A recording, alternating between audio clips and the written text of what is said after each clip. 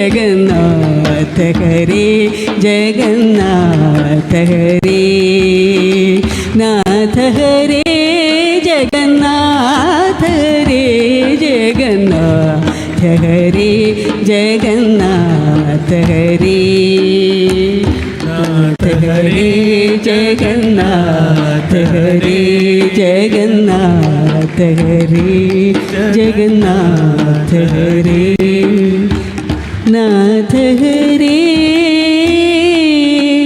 जगन्नाथ हरे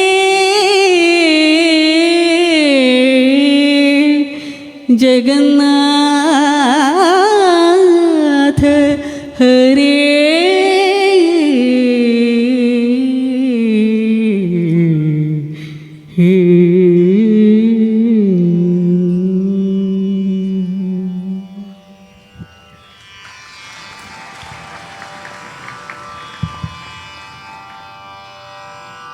जय गुरुदेव, जय गुरुदेव, जय गुरुदेव। आज पवित्र रथ यात्रा का उत्सव है। महाप्रभु जगन्नाथ जी का आज इतना बड़ा दिन है। वैसे सबके मन में ये प्रश्न तो होता ही है, उत्सुकता होता ही है कि कौन है महाप्रभु जगन्नाथ, कौन है, रथ यात्रा क्यों होता है, कब पालन किया जाता है। सबके मन में है प्रश्न, जानना चाहते हैं। तो एक बहुत ही छोटा सा सुंदर सा एक वीडियो है, एनिमेटेड वीडियो है, 2-3 मिनट का, 4 मिनट का। हम अभी देखेंगे कि कैसे जगन्नाथ जी का ये जो शुरुआत हुआ, कैसे हुआ, वो अभी देखेंगे। उसके बाद फिर हम बात करें। एक समय की बात है, मध्य भारत पर इंद्रद्युम्न नाम के राजा राज करते थे। वो भगवान विष्णु के बहुत बड़े भक्त थे और उन्हें उनके दर्शन की इच्छा थी। एक दिन एक साधु घूमते फिरते दरबार में आया और राजा से बोला कि उड़ीसा में भगवान विष्णु को उनके असली स्वरूप नील माधव के तौर पर पूजा जाता है।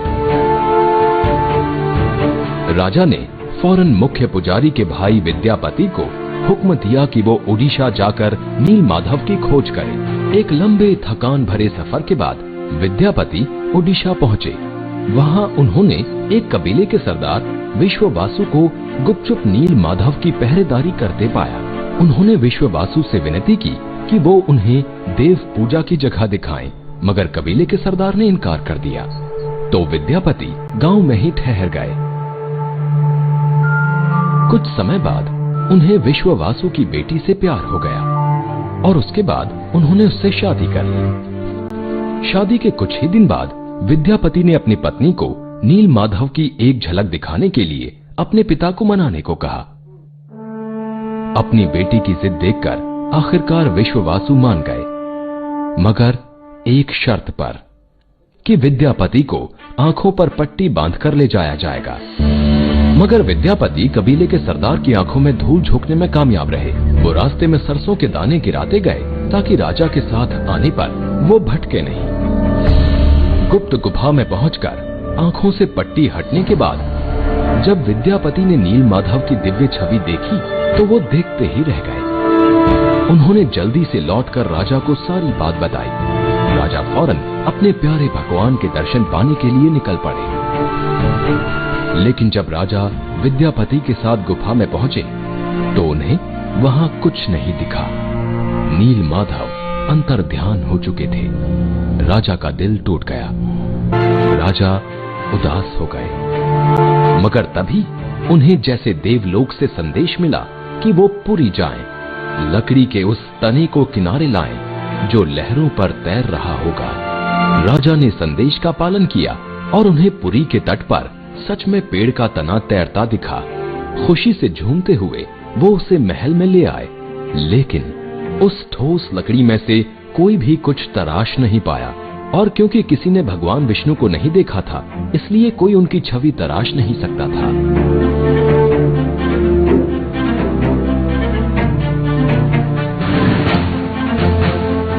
जब इस काम को करना नामुमकिन हो गया तो देवताओं के शिल्पकार विश्वकर्मा एक बूढ़े बढ़ई के रूप में प्रकट हुए।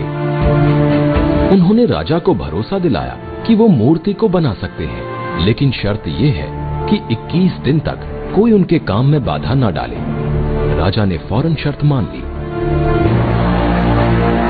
15वें दिन के बाद रानी का सब्र टूट गया और उन्होंने राजा से दरवाजा खोलने की जिद की। राजा ये देखकर बेचैन हो उठे कि बढ़ई गायब हो चुके थे और अपने पीछे लकड़ी की अधबनी मूर्तियां छोड़ गए थे।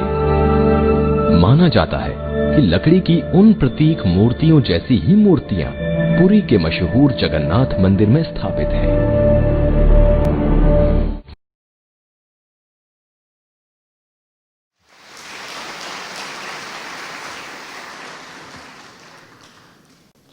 अच्छा, मन में ये उत्सुकता उठता है कि जगन्नाथ वो जगत के नाथ हैं और उनका पैर नहीं है पूरा, हाथ पूरा नहीं है, कान नहीं है, आंखें इतने बड़े बड़े हैं, उस पे पलकें नहीं है। इसके पीछे रहस्य क्या है? जगन्नाथ मतलब जो जगत के नाथ है।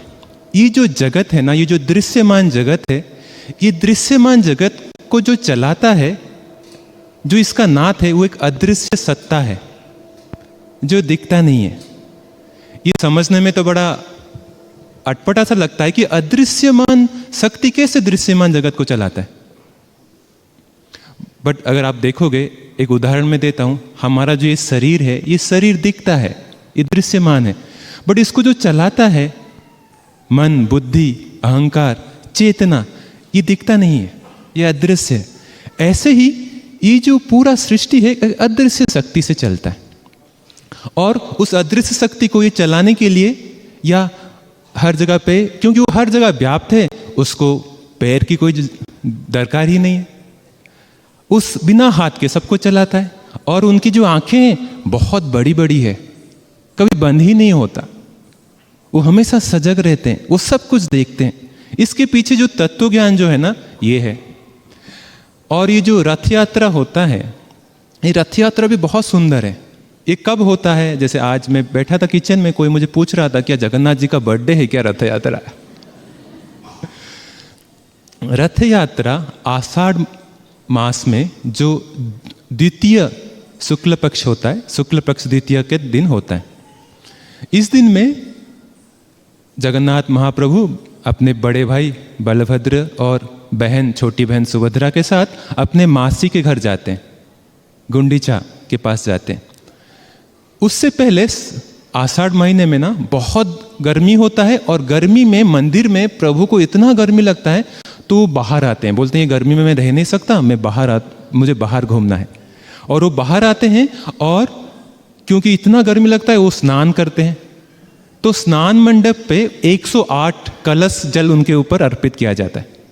और धूप में, गर्मी में अगर आप अचानक नहा लो, और इतना ज़्यादा नहा लो, तो क्या होता है? बुखार हो जाता है। तो प्रभु को भी बुखार हो जाता है, उनका आँख लाल हो जाता है, उनको बुखार चढ़ जाता है। तो जो वैद्य हैं, वो वैद्य आते हैं और उनका उपचार करते हैं। और बस खिचड़ी, भोजन में खिचड़ी मिलता है और आयुर्वेद का जो भी जड़ी बूटी मिलता है। तो कुछ दिन भगवान किसी को दर्शन नहीं देते और कुछ खाते नहीं है, बस ये खिचड़ी खाते हैं और ये जड़ी बूटी खाते हैं। उसके बाद कुछ दिन के बाद फिर उनका वो स्वस्थ हो जाते हैं। तो फिर उनके अंदर भूख, जैसे हम जब बीमार होते हैं तो हमारा जो एपेटाइट होता है, जो खाने का रुचि ही खत्म हो जाता है। फिर जब ठीक होते हैं तो फिर भूख लगता है, तो फिर वो बाहर आते हैं और नया दर्शन सबको देते हैं। पूरा ठीक हो गए तो पूरा फिर से उनको सजाया जाता है बड़े सुंदर ढंग से और दर्शन देते हैं। और वो जो पहले का वो जो 15 दिन होता है ना, उस समय पे पूरा हर जगह पे इतना ज़्यादा ह्यूमिडिटी बढ़ जाता है, इतना ज़्यादा गर्मी होता है। और सच में उड़ीसा में सारे लोग बड़े ही अकपक हो जाते हैं, बोलते हैं अरे महाप्रभु तो अभी बीमार पड़े हैं, तो ऐसा ही होगा। और उसके बाद फिर वो उनको भूख लगता है तो वो बोलते हैं कि मैं बाहर भ्रमण करने के लिए जाऊंगा और मौसी के पास जाऊंगा, मौसी बहुत अच्छा भोजन कराते हैं। तो वो मौसी के पास जाते हैं। तो ये 9 दिन का ये यात्रा होता है। तीनों रथ में बैठ के जाते हैं और 7 दिन का यात्रा होता है और जाने आने में 2 दिन लगता है। तो ये जो 9 दिन का जो यात्रा है, ये गुंडीचा यात्रा, रथ यात्रा बोला जाता है। बहुत ही सुंदर है। अच्छा, ये समझ में आएगा कि अच्छा ईश्वर है, भगवान है, उनका तबीयत कैसा खराब होता है, ये प्रश्न उठता है। वो बोला जाता है जब चाहे वो भगवान क्यों ना हो, जगत के नाथ क्यों ना हो, जब वो इस जगत में आते हैं, ये मायावी जगत में आते हैं और शरीर धारण करते हैं, तो ये शरीर का जो नियम है, ये प्रकृति का जो नियम है, वो उन पे भी लागू होता है। तो ये इतना सुंदर है। और आपको पता है 12 साल में उनका शरीर भी बदलता है, नया शरीर धारण करते हैं।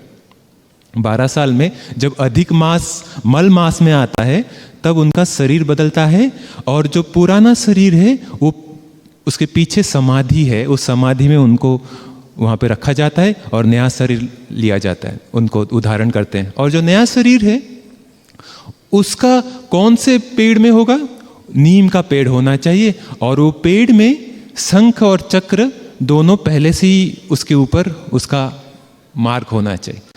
तो ये ऐसा कहाँ मिलेगा, तो वहाँ के जो हेड प्रीस्ट होते हैं उनको सपने में दिखता है कि यहाँ पे है, और फिर उसका हवन होता है, पूजा होता है, और वो बहुत बड़ा आयोजन होता है। वो आते हैं, फिर उससे फिर नया शरीर बनता है, और जो पुराना शरीर है वो समाधि, पीछे जो वहाँ पे समाधि दिया जाता है, मतलब वो भी शरीर बदलते हैं। सृष्टि में हम आए हैं, समाज में, इस जगत में आए हैं, तो ये शरीर जो है ना ये बदलते रहेंगे, तो ईश्वर पे भी लागू होता है। ये हमसे ज्यादा और कौन जान सकता है आश्रम में रह के, गुरु जी को देख के। तो बहुत ही सुंदर है ये, बहुत ही सुंदर है। तो बहुत सारे स्टोरीज हैं उसके पीछे, इतना ब्रह्म ज्ञान है स्टोरीज के पीछे, बहुत सुंदर है। हमारे पास तो ऐसे समय कम है कभी फिर आप आएंगे तो हम फिर बात करेंगे। और सब लोग चाहते हैं जगन्नाथ जाएं। अच्छा, जगन्नाथ धाम जो है ना उसको श्री क्षेत्र बोला जाता है। आप कोई जो 4 मुख्य धाम है उसमें से जो एक धाम है वो जगन्नाथ धाम है। जगन्नाथ धाम श्री क्षेत्र में आप जाते हो, नॉर्मली कोई भी, साधारणतः कोई भी आप तीर्थ स्थान पे जाते हो तो मंदिर का दर्शन करना जरूरी है, तब तक वो पूरा नहीं होता। बट आप श्री क्षेत्र में जाते हो, आप वहाँ पहुँचते ही हो तो आपका वो काम हो जाता है। आप बस उस स्थान पे जाते ही हो तो वो जो भाव है, आपके मन का भाव बदल जाता है। एक भक्ति का प्रदेश है, आप कभी जाना और देखना, एक अलग ही माहौल है, एक अलग ही वातावरण है। मैं अभी बात कर रहा था कुछ दिन पहले, हमारे यहाँ जो सुमेरु जो ट्रैवल्स है उनके साथ हम बात करके एक कुछ पैकेज बनाएंगे ताकि सब लोग, आप लोग सब जा सको, आपका सारा बंदोबस्त हो सके और आप उड़ीसा में वो सब भ्रमण करके देख सको। जय गुरुदेव।